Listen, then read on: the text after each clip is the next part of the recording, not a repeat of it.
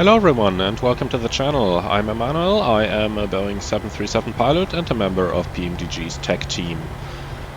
So, as pointed out in my video released 2 or 3 days ago from the recreation of the Hudson River landing with the 737, there are some things that have changed since that accident has happened. First and foremost, checklists have been reconstructed to allow for a little bit better timing when issues happen, and most importantly, we have introduced crew training, survival training for scenarios like this one, and we are doing this every couple of simulator checks. So I think it's every 2 years that we're going through scenarios like this in a simulator now, where we are actually being taught that sometimes it is necessary to think outside of the box in situations like these, which there simply is no checklist designed for.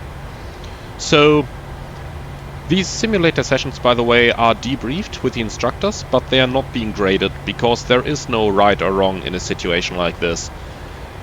For example, if we take the actual US Airways ditching on the Hudson, then in terms of what Airbus said after the accident, the crew's actions were wrong and they could have returned to LaGuardia.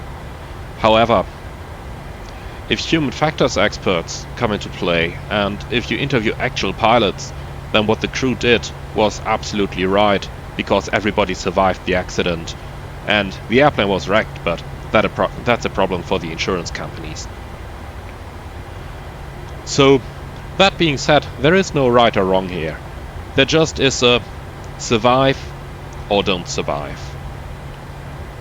And that being said, what I'm about to show you is definitely no ultimate version of this is what they should have done.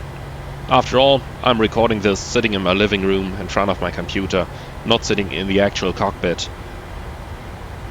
looking at this vast New York City and New Jersey, and looking at the houses, and looking pretty much anything but a runway with both engines failing. So, that being said, this is a classroom situation, of course, and therefore there is no absolute right or wrong here. There just is a this is how you could do it, and whether it actually works or not is something for a totally different position. Now, let's actually go ahead real quick and I'm going to show you the checklist in question. So we have the loss of thrust on both engines checklist, including the memory items, which basically state engine start switches flight, engine start levers both cut off, when EGT decreases engine start levers idle detent, and if the EGT reaches 950 degrees centigrade or there is no increase within 30 seconds, engine start lever affected engine confirm cut off, then idle detent. That is basically a procedure for the loss of thrust on both engines, which is really a desperate procedure, just trying to get the engines running. You can see it here, if EGT reaches 950 degrees, then you just cut off the fuel and then immediately turn it on again. So that is of course not good for the engines. But if we don't get these things started, what's about to happen is not good for the entire airplane and its occupants.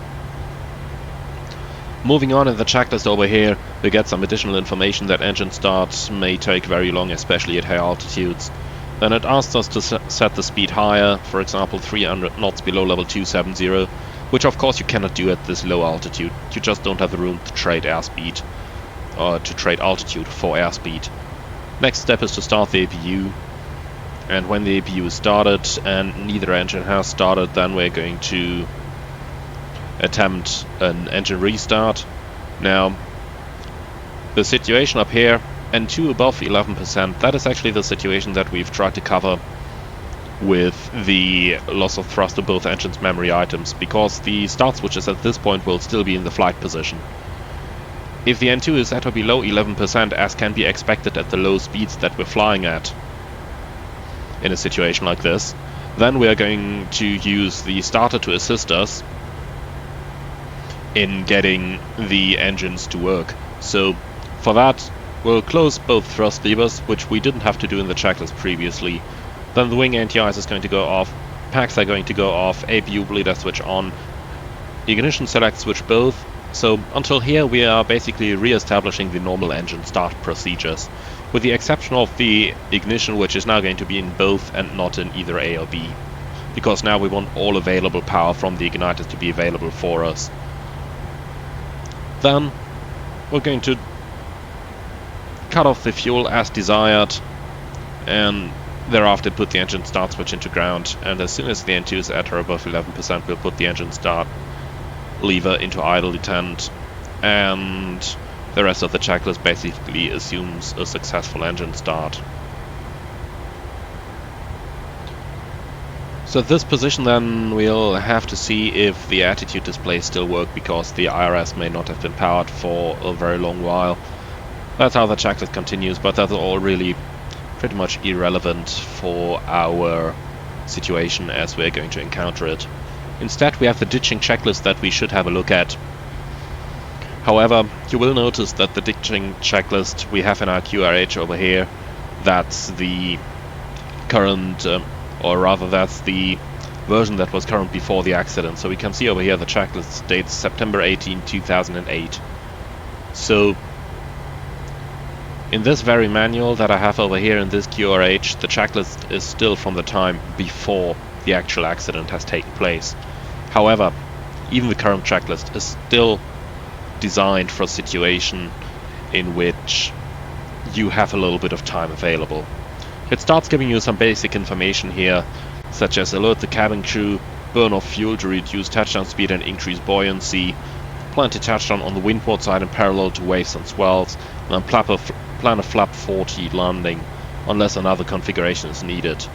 Now, when you don't have engines, you only have the electric hydraulic pumps to extend your flaps, and that is going to take a very long time.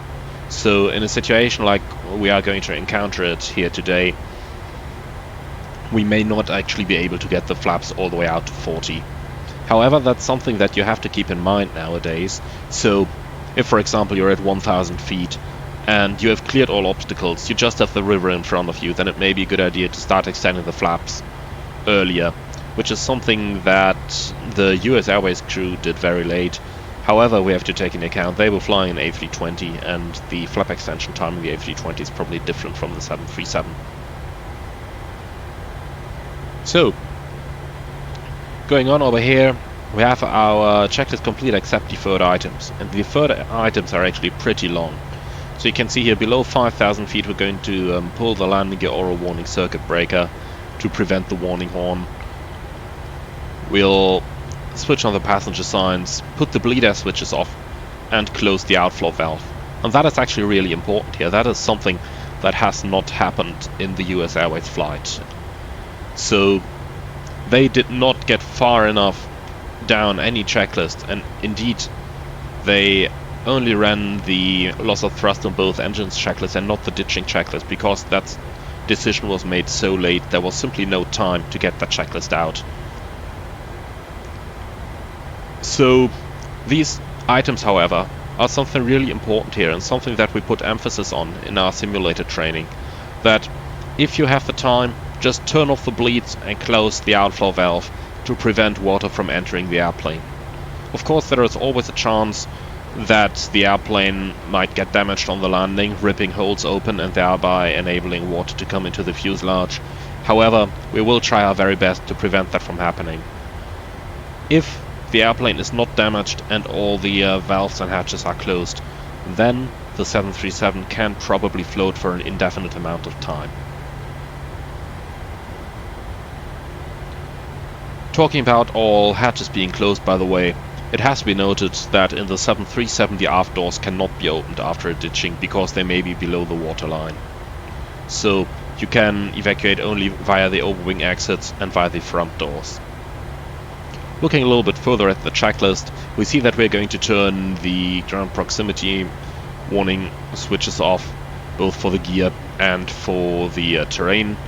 Looking at the options over here, by the way, note that the PMDG 737 does have the ground proximity gear inhibit switch installed on the airplane. So when that is done, we're going to review the after impact procedure, which is basically closing valves again, as in both engine start levers to cut off, as that prevents discharge of fuel from the ruptured fuel lines. but of course it also closes the valve so that no water can enter into the tanks. Going on, you can see that basically it is a very long checklist even still, and we won't have the time to execute all the items from this checklist. However, that is where the survival training that we do in the simulator really hits nowadays, and where the instructors are giving us hints like, hey, try to think of this and that. But of course we will run those checklists mostly from memory in a situation like this. If we are lucky, we will be able to enter the loss of thrust in both engines checklist and try to attempt a proper restart. But that is about all that we will have time for in a situation like this. So, that is actually our theoretical discussion of what is about to happen. Now, let me close the discussion with a very important sentence. Everything we just talked about is classroom theory. None of this is information that, of course, applicable to the A320, the crew of US Airways Flight 1549 had available to them. And I am in absolutely no way saying that I could perform any better than this crew in a situation like this. So, please don't see this video as any attempt to say something like, hey, I can do better than you guys did, because that's absolutely not what it is. Both Captain Sallenberger and First Officer Skiles did an amazing job on that day, and I am in absolutely no way challenging anything that they did. If you are looking for backgrounds and questioning if the crew actions were complete, I can recommend you a look at the final report of the actual flight. And this video purely serves you as a demonstration of what things could look like from a modern crew's perspective if an event like this would happen. Of course, we are ignoring the surprise and startle factors here, because we do know very well what's about to happen. So, with all of these factors done and talked about, let's actually go into the actual flight and see how things are going to develop.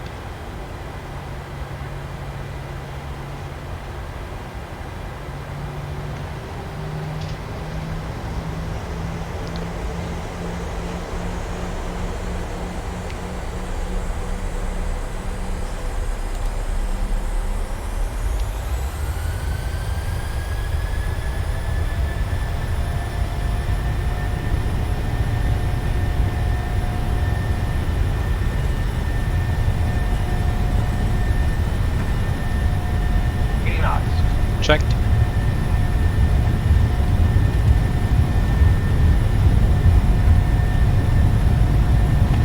Reporting.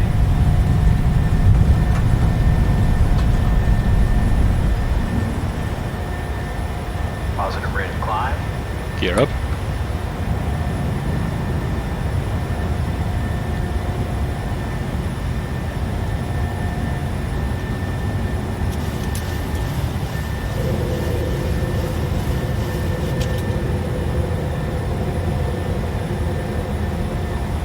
Back up.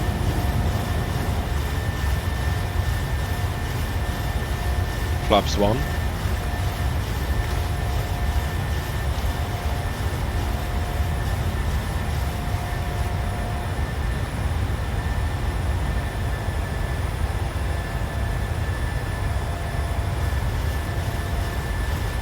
Flaps up.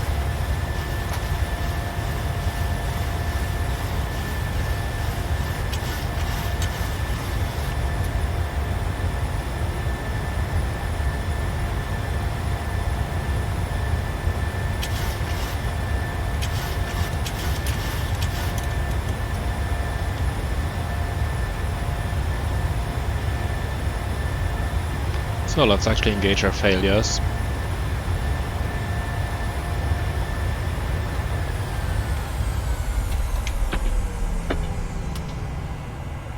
Okay, state malfunction. So looks like we have lost thrust on both engines.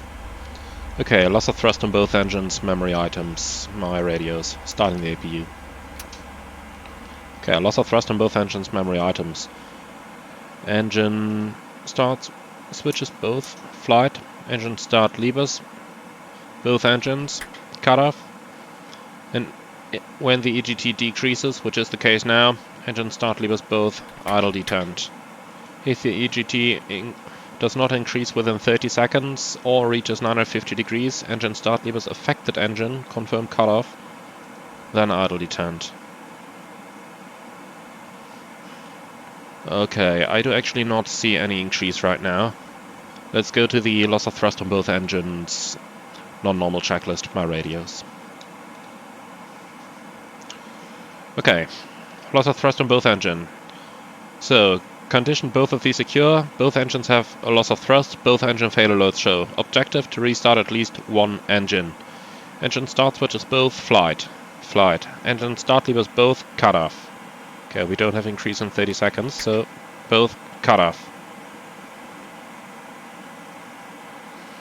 When EGT decreases, engine start levers both idle detent. Idle detent. When EGT... Okay, we've completed those memory items. Let's go ahead with the checklist. Below 270 knots, set airspeed to 300 knots. Okay, we don't have the capacity to do that. Choose one. APU is available for start or not available? Yeah, it is, and it's on. Okay. So, let's go ahead here. Let's go a little bit further down. Choose one. One or both engines start or neither starts? It's neither. Okay, N2 is above or below 11%? 1,000. It's below. 1000 checked. Okay, let's start preparing for ditching here. Flaps 1, please. Speed checked. So, thrust levers, both close.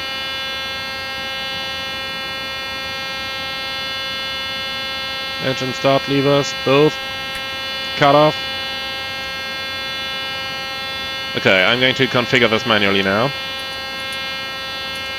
Let's try if this works. Too low, terrain. Too low, terrain. And flaps 5. Too low, terrain. Too low, terrain. Too low, gear. Too Okay, low, it doesn't work. gear. Let's try the other engine. Too low, gear. Too low, gear. Too low, gear. And shut Too these low, warnings off. gear. Too low, gear. 400. Okay, that doesn't work either.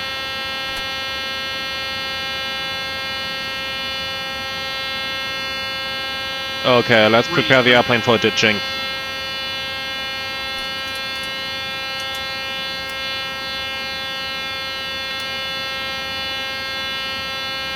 Flaps 40. 200.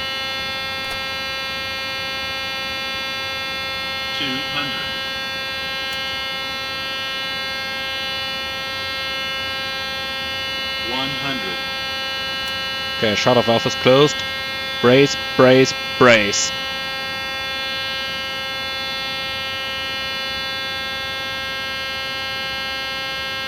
$50. 30. 20. 10.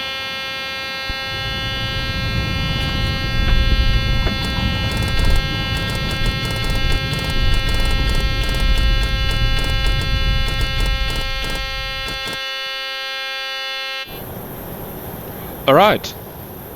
So this is what a situation like this could look like with a modern day flight crew training. So we've tried to complete the checklist, but at about 1,000 feet we realized, no, that's not going to work out. At least we are not going to reach an airport, so we'll have to ditch. We don't have time to complete the ditching checklist, so we are trying to continue with the loss of thrust on both engines checklist, but we don't have time to read it anymore, so we'll just flick the switches as we know it. And then we'll try to go from there. Of course there is chances that you're going to do an error, but these chances are slim, even though they might happen, but they are slim. And if we don't have the time, it's better to try that way than not to try at all. And then of course, while we still did the procedures, we already started preparing the aircraft for our actual ditching scenario. So I told you earlier on that it takes a lot more time to get the flaps out if you only have the electric driven hydraulic pumps. But in this very scenario, we actually got the flaps out to 40, and we got the ground speed reduced to somewhere around 120 knots prior to the ditching, compared to our previous scenario, where we extended the flaps very late, like the actual US Airways 1549 crew did, where we could not get our flaps out far enough for the landing. Now, of course, this was a hypothetical scenario and we knew what was about to come.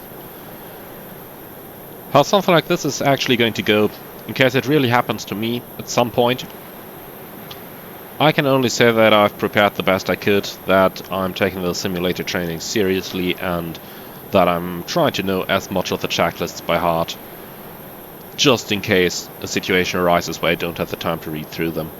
But of course, it's impossible to predict what is actually going to happen, since there are too many human factors that we can't take into account. So, this is going to complete today's video. Once again, the disclaimer. I do in no way intend to say that the actual US Airways 1549 crew did not do the very best they could. They absolutely did. And I'm of course also not in any way saying that I could do any better than the actual Chesley, Sallenberger and First Officer Skiles. With this, I'm closing this video. Thank you very much for watching. I hope to see you again soon on the channel. And I am going to do one more video in this Landing in the Hudson series for you. And that is that after the crash, Airbus said that it should have been possible for the crew to return to LaGuardia Airport. And they did that on a simulator. And it worked. Of course, not taking into account any of the human factors. The full details on this are available on the accident report, and in about 1 or 2 days' time I'm going to upload a video where I'll see if I can return the 737 to LaGuardia in the same way that Airbus returned the A320 to LaGuardia in their simulator training. Of course, that's a very hypothetical scenario, so take it with a grain of salt. It's really more for demonstration purposes than for actual what would happen if purposes in real aviation. Nonetheless, it's going to be up in 1 or 2 days' time. I hope that you've enjoyed it so far, and I'm looking forward to see you all again on the next video. Until then, thank you very much for watching, and I hope to see you again soon.